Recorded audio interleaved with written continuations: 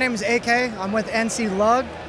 This is a collaborative build that we've been working on for the last 3 years, Brickasaurus Park. And here we have the Welcome Center. So this is where all the patrons come and get off the train, they sightsee, and they can go to the left to the aviary or start seeing the dinosaurs to the right side here. So yeah. What are some of the details we've got kind of on top here and in front of the building? Just got the greenery here. You have a little lava pit up top just for, fun stuff. Then, of course, we have the Barba Stud, from the movie, and it opens up. So that's a cool little detail. And, you'll find all sorts of characters inside from all sorts of movies, TV shows. So, a bunch of pop culture references inside. So is it fully detailed interior? There is. Let me see if I can open it up.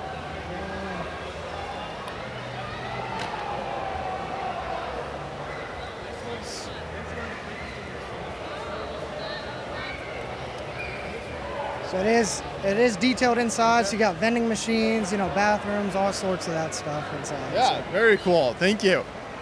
So that brings us into the aviary over here. And I already spotted Spider-Man swinging between. What else do we have here? Spider-Man, you have a couple Ninjago figures flying around. You got Monkey Kid. I know there's She-Hulk underneath. But yeah, you just got a standard aviary with the dinosaurs.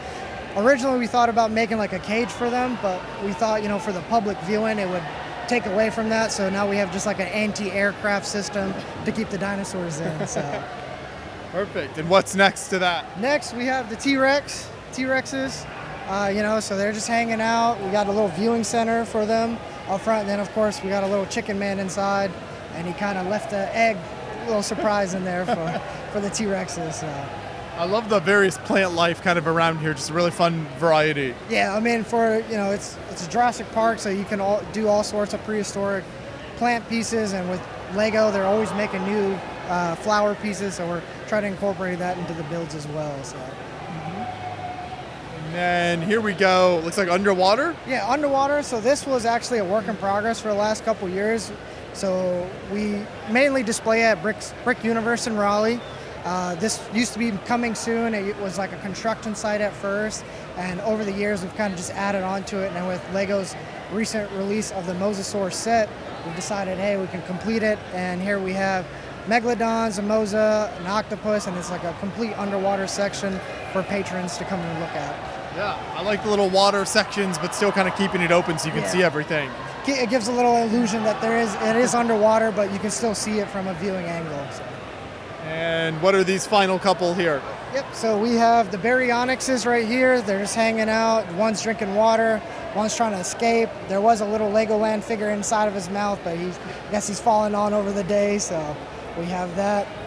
Next up, we have Pyroraptors. So this, you could take this from like the movie scene from Jurassic World Dominion, where they're going underwater. So you have two up top, and there's a couple underwater that you can see, and there's a little barrier above for that, just to display that there is water underneath.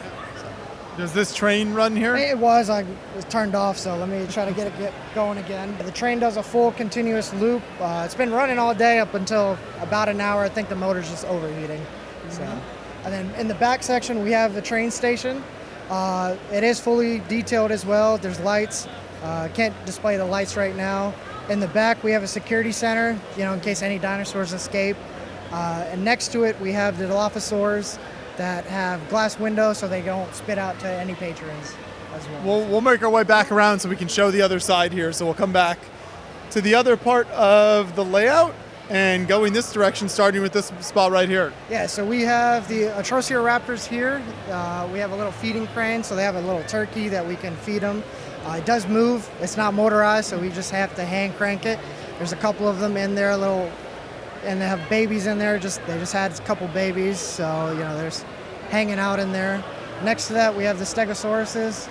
They're just one of the newer molds that Lego came out with last year. A lot of us Jurassic World fans and Lego fans were happy about that, so they're just there hanging out. We got a research scientist just checking up on them, making sure they're happy.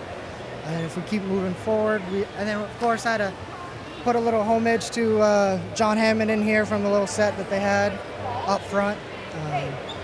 And as we keep going on this way, we have Triceratops and Ankylosaurus with the little babies in there. There's, doing what dinosaurs would have done back in the day. But it's a park, you know, so everything's contained. It's not like Jurassic World where things are leaving their paddocks and, you know, attacking the patrons. Nothing's breaking out yet. Nothing yet. So, and as we move forward, we have feeding stations for the Brachiosauruses. We have 2 here, both sides. As you see, the patrons are feeding them. Then we have a nice waterfall addition that we've added recently. So, and that was actually put up within a day before BrickFair. So. Nice.